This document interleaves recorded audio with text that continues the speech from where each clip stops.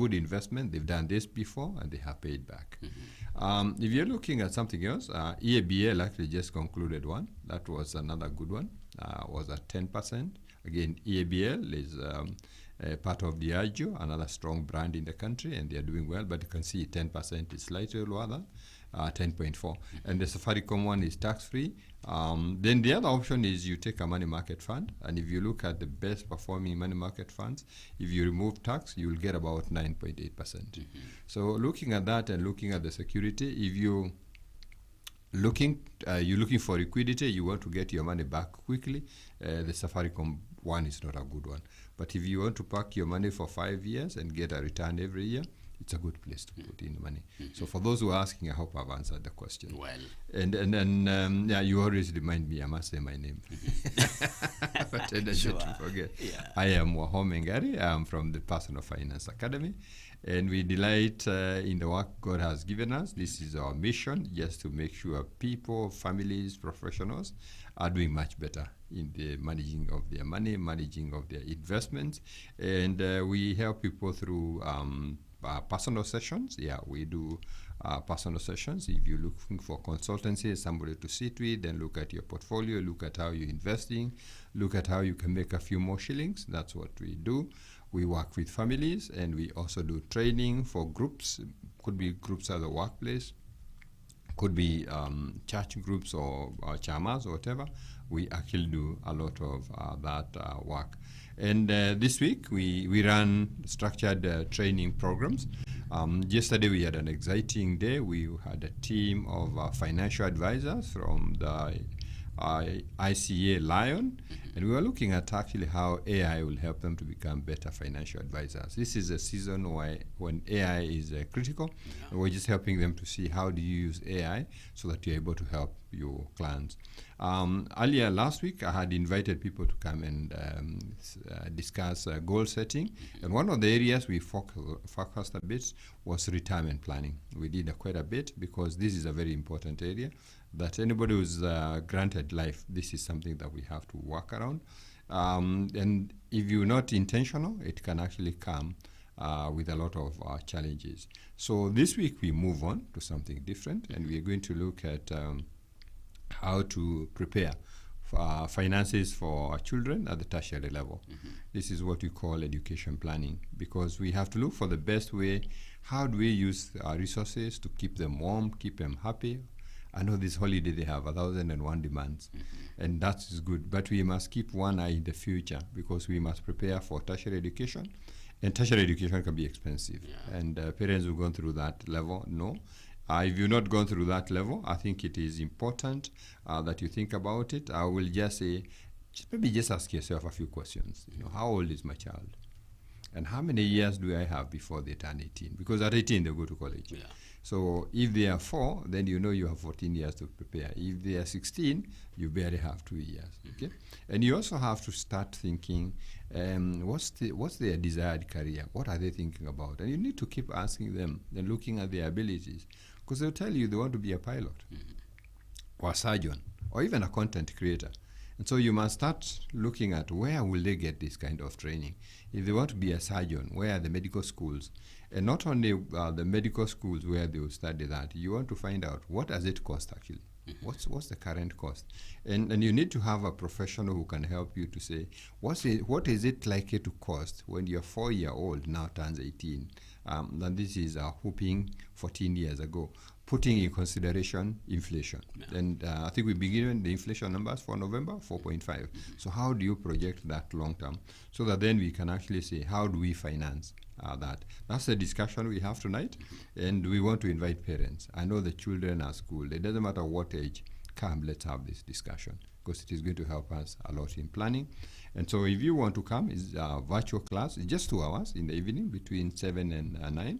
And you can actually show your interest by sending a text or a WhatsApp or even a call to 0708 150 137. 0708 150 137. Just come in. Let's have a discussion. But this morning, let's turn to our young adults, 18 to 20. And like you have said, independence is whispering more than advice. the quest for freedom seems to outlive everything. Exactly. And the peer pressure is at the peak. And now these ones are grown. The body frame is in place. Mentally they're good. You can have a long discussion with them. They're getting exposed to the world. And so when you're looking at this generation, we say they are very unique, and they're somewhere at the crossroads.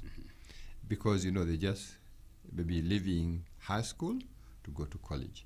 They are leaving home to go and live on their own. Now they are getting into much more serious relationships. So it's very, very pivotal. They are somewhere at the crossroads. They will get shaped a lot by a couple of things. Their traditional expectations. We expect them to behave in a given way. They are going through a digital revolution. This is one generation that is very digitized. They are very, very wired. And this is the first time you face the economic reality. Things happen and you hear all the things.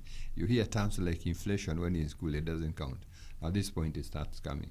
So we want to help understand their uniqueness and connect that with the issues that they have to deal with and the money lessons they have to deal with and how we can help them to deal with this better. These are already dealing with money, for sure they are. So we first have to look at something very, very interesting. That there's actually a conflict somewhere between their legal status and their cultural status. You think about it. When you turn 18, they actually give you an ID. And even the law has recognized you as an adult legally. And that means you can sign a contract, you can now open a bank account, you can open a money market fund, you can actually get a digital loan. Now because you have your own ID, you can vote, and you're wholly liable for what you do. Nobody is going to revert to parents again. But on the cultural side, we see these as youth, and I think we call them youth. Watoto, na wako nyumbani.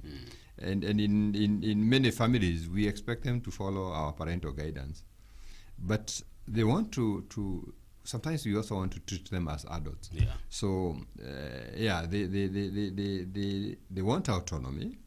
But remember, they are dependent on the parent. So they might be still in education or they might be unemployed. That's where they are. So while they have grown, they have legally, the law says you are an adult. But all the other things are saying, hey, bado kidogo, you hold on.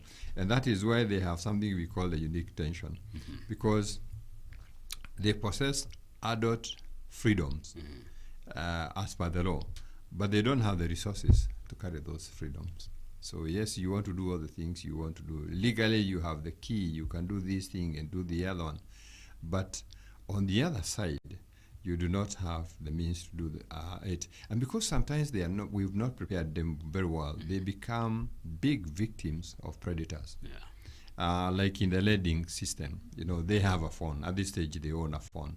They can actually go online and even apply for a loan, but they don't understand the environment in there. So they get exploited a lot. And we're going to see some of the areas where they get exploited, so that when you are a parent, you need to be able to know where are the areas of exploitation. And very quickly, it is debt and betting. Those are big places where they easily get caught. Now, these are the people we call the phone natives.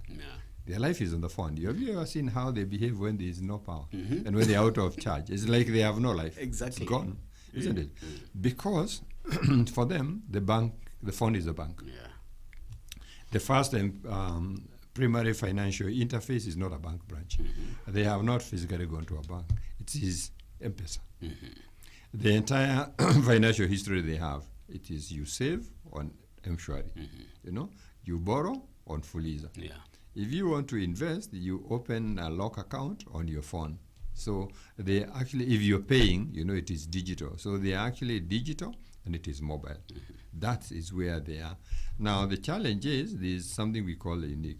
They are the first generation whose socialization happens on the smartphone.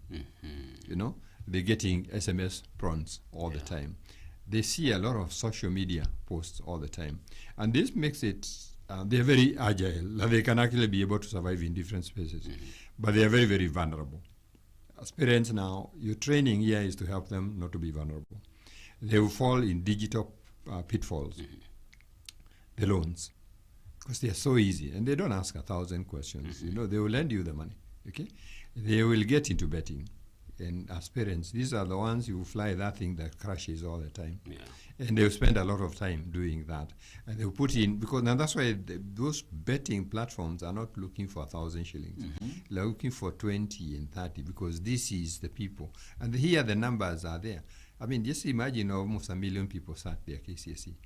And they're meeting another 1 million that are done before them. So here we're talking about over 3 million people. And so you can actually imagine the people who want to get them in there. And that's why they even get a lot of scams. And they've not been able to tell that on the phone, there are all those scams. You know, if somebody says, nilikutumia pesa, you are not likely to be a big victim of that, because you've had those stories before. So you'll be very, very careful. So for parents, we have to help them see, yes, it's a good place to be in the digital space, but there are a lot of challenges in there. And they are facing challenges now the older generations did not face in that space where they are. And so that's one area where we need to help them. Yes, the phone is good, you can do all those things, but you need to know what the dangers are. So as a parent, help them. Yes, you bought them for the phone. Sometimes you give them the money, and then you find there are dangers in there. Now, the second thing is they have two things very interesting. I know in this country when we say hustler, it's got a given connotation. Yeah. But there's a lot of social pressure from the family, from others, for them to do something and generate some income. And so they fit in what you call the hustler nation. And you're going to find them on the streets. They've been recruited to do some sales thing, stuff like that. They might go to a construction site. So they also want to be adults. They want to earn their own money. So that's one thing that they are doing.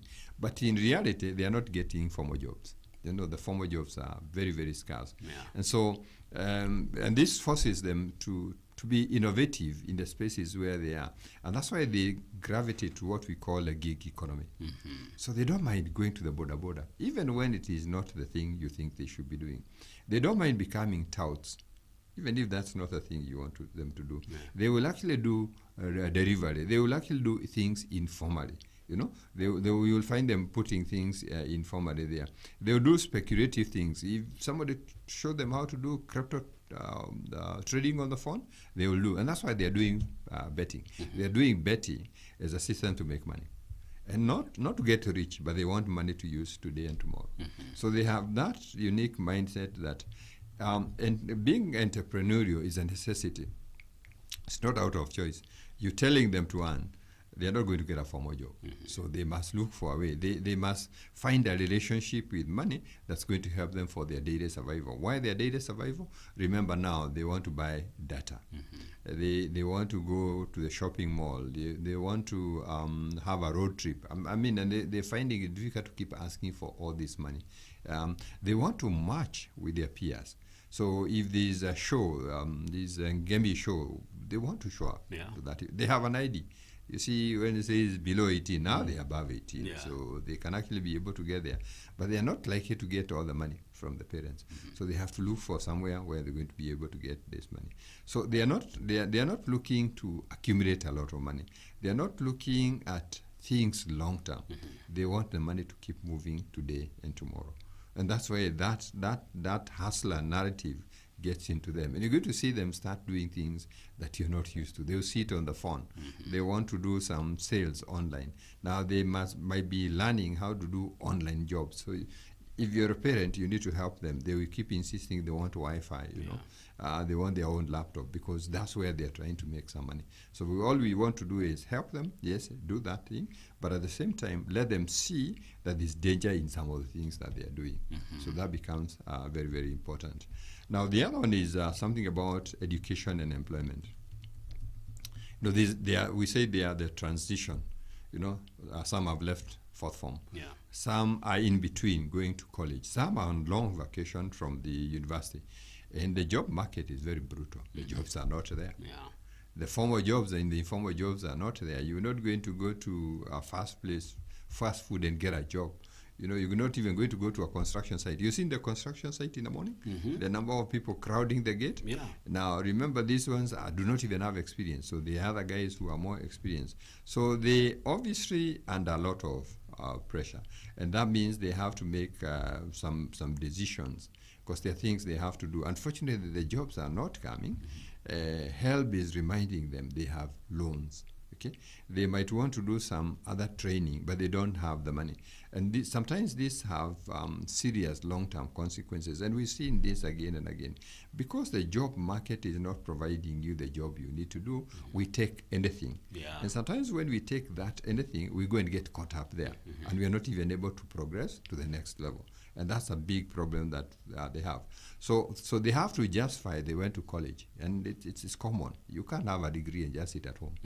But what am I going to do with my degree? So whatever comes, I will pick. And this is where you find, somebody has got good qualification. They have a diploma, but they have opted to be a house help because they want to make some money in there. So that transition becomes a problem, because employment is a big thing. And if they don't have something to do, they feel a lot of anxiety. So they do what we call rushed choices. You take what comes. And then sometimes you get caught in there. So that's an important area to help navigate them into that space. Even if they're going to take something temporary, they need to understand this is temporary. When a better opportunity comes, we need to take opportunity. And this is where we challenge parents. If you got a system, you got a shop, you got something, let them come into that space. And I just want to give you an example of a friend. He's got a bit of family property, not too many, a rental house here and a rental house here. When the son was in college, he said, now that's your responsibility to collect those lands. And so he gets into the understanding of how you deal with that property management. Or this thing is broken, the sewer is not working. You see, now you get to know the fundi, the electrician, the plumber. And before he finished college, he actually now did not only collect for the family, he collected for a few friends of the family. And by the time he left college, he has actually incorporated a company, and he's now in property management. Look at that. So this is what he's saying, guide them into what they have to do. Don't get him stuck in just collecting rent and think he can only be an employee. He gets big. As we speak today, I think he's got 3 offices. And he has now hired others. And he's just come out of college. He studied what? Civil engineering. So it is completely different from... he does his engineering jobs, but he has this other thing going because he got the opportunity. So if you are running a supermarket, and even if you don't own a supermarket, look for a friend who has one, who can allow them to come in there temporarily, because they're going to run something. You might be running a school. There's something to do. Somebody said something interesting not too long ago. For some reason in this country, the people who were born through the 60s and the 70s, I think either things were so tough or the parents were so tough, they actually became very hardened. They thrive in almost anything. Now, the generation that came in the 80s and the 90s got a bit soft. Now, the mistake of the ones born in the 70s, they brought in a softer generation. Now, it must be important that we harden them, and harden them where you can correct them. Let them work within the family space and the friends of the family. There's no harm even them going to the farm. Get them to know the farm. For a lot of people like us who are brought up on the farm, we got multiple skills. We can till the land. We can actually milk the cow. You got all these many skills that you have. And those skills become life skills. You may not need to milk cows, but it hardens you in a way that when a new opportunity comes, you can be able to take it up. So here where they're having that transition challenge, let's smoothen them by helping them. They do not necessarily have to be hired. Now, this is where we need to help them even to get voluntary places. And we got into that space where we're challenging adults and we're saying, let's find a way of hand-holding these people. If you can hold one, even if they're not your own, I think you're building this nation much better. Because on the other side, let me tell you that social media is so big for these people.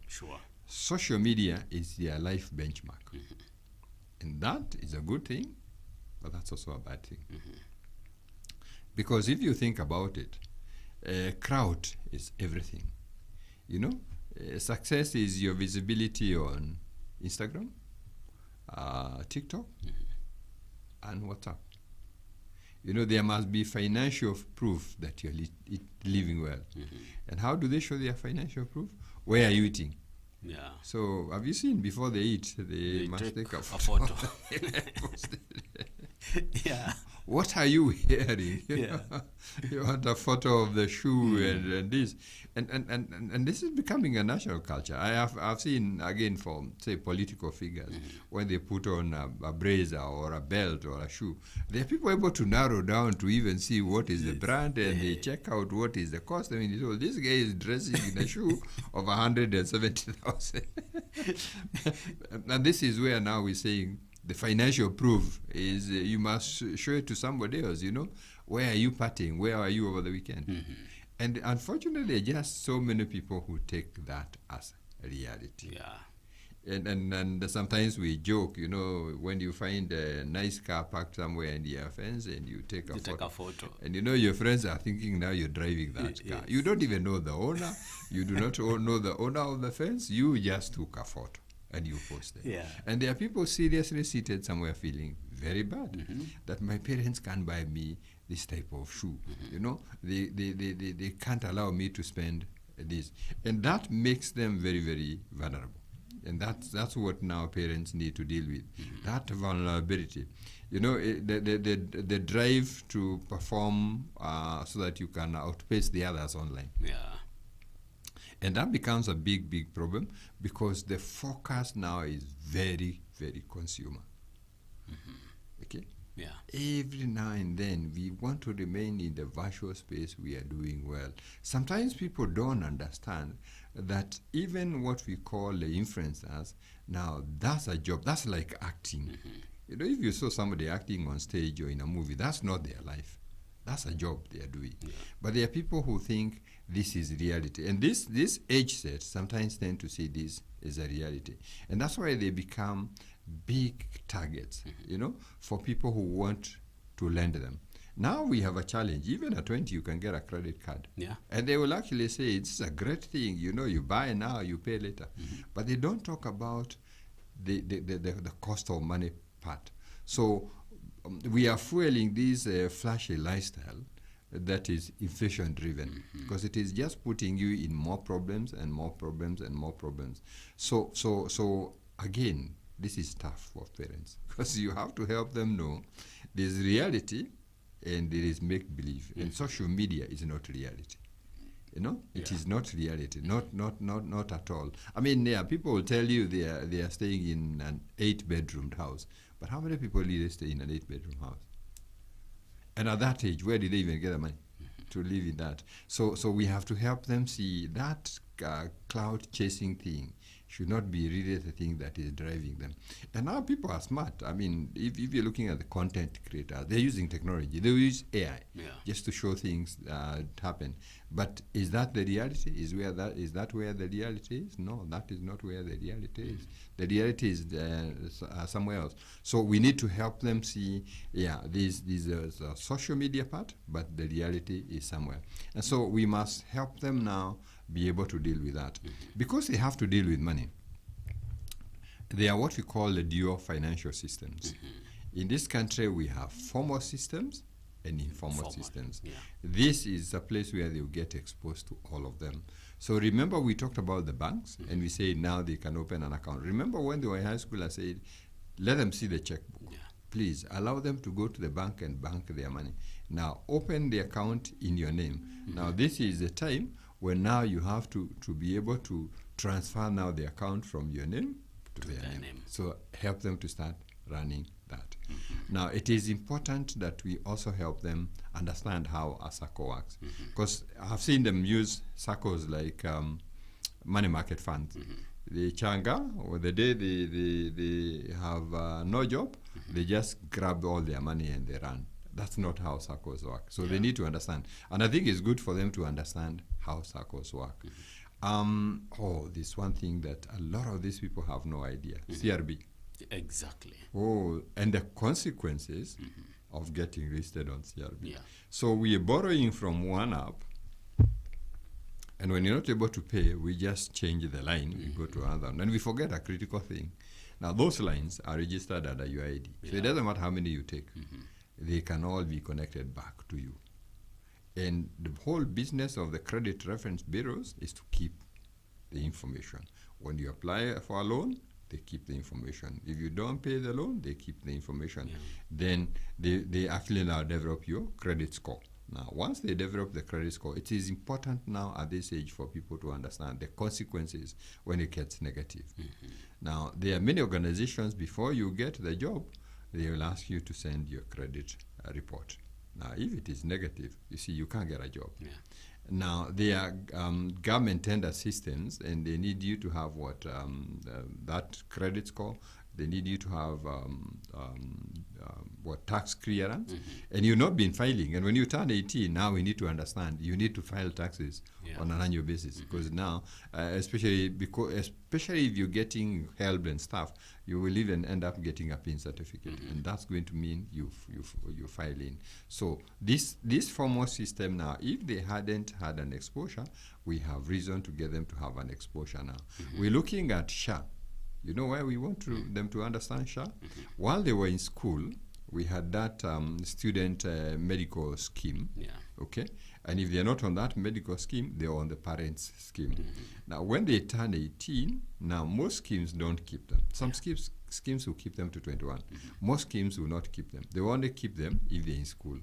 So as a parent, you need to check, so that if they are not kept in your scheme, then you must take them to SHA, and they must understand, because it is now them who are going to apply for SHA. Okay, we have government tenders.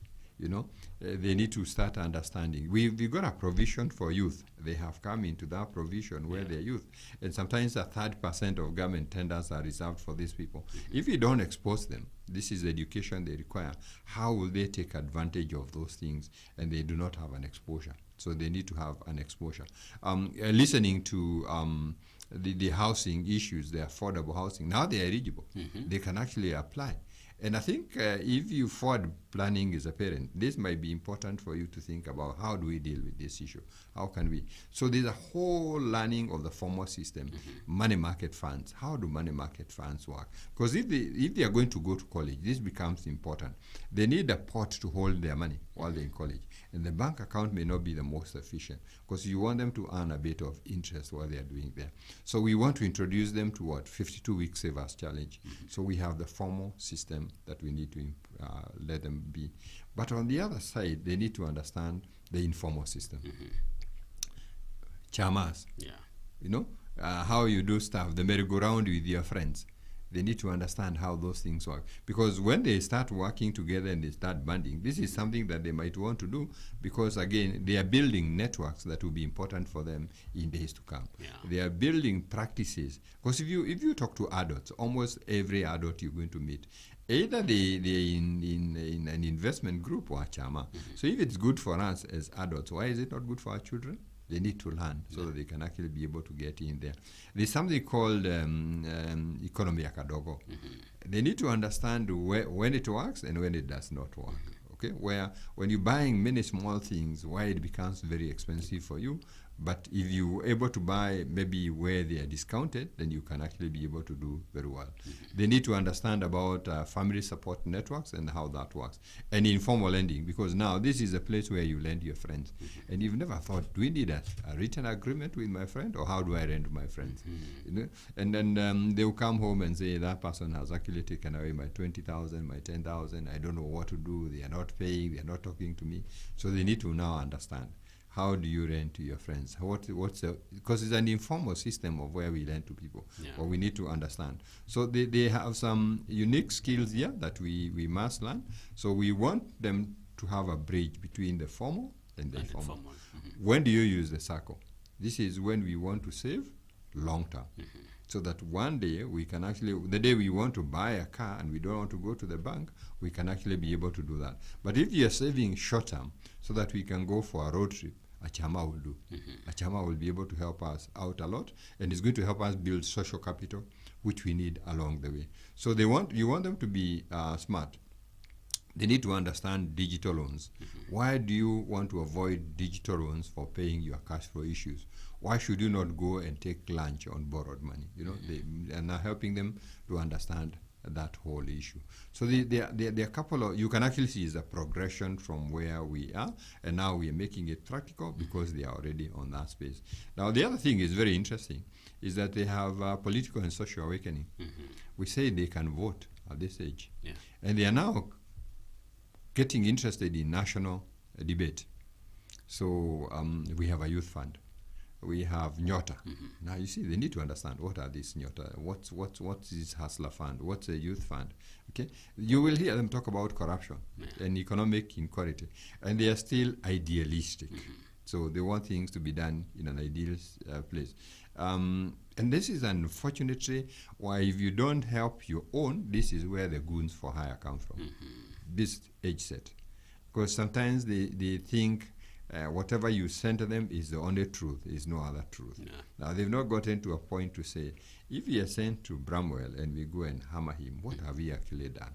Or is that the true thing? So we want, and this is where they are becoming vulnerable. And I think we just seen that in the by-elections. Yeah. The amount of violence was worrying. Yeah. When we had the post-election violence, we must ask who are the runners, who actually carried these atrocities. And it was these younger people. Because I said they are very idealistic. They follow somebody with all their heart. Yeah. So we need to be able to help them. So you can actually see they have a very unique perspective. And this is where financial literacy is important for them, having discussions around money, because it is not only issues political. They will know there are no jobs. But we must help them understand, while we say there are no jobs, there are opportunities. So we must now move from jobs to opportunities. And we must then make them see, what are we saying when there are opportunities in there? The whole issue of self-reliance, the whole issue of forming your empowerment so that you can actually be able to do it for your own. And those who pick it up, it works very, very well. So we're not just, at this stage, we're not just learning personal finance. We're actually learning survival. You're actually giving a manual for thriving in a very, very complex transition, because they have a lot of transition. Remember, they've been home all this time. Now you're going to send them to a college, maybe even overseas. Yeah. So they'll have to manage everything, from their allowances to their school fees to everything. Even if they're going to university locally, they are going into a hostel. So we have all those things. So we must help them first to acknowledge the hustle.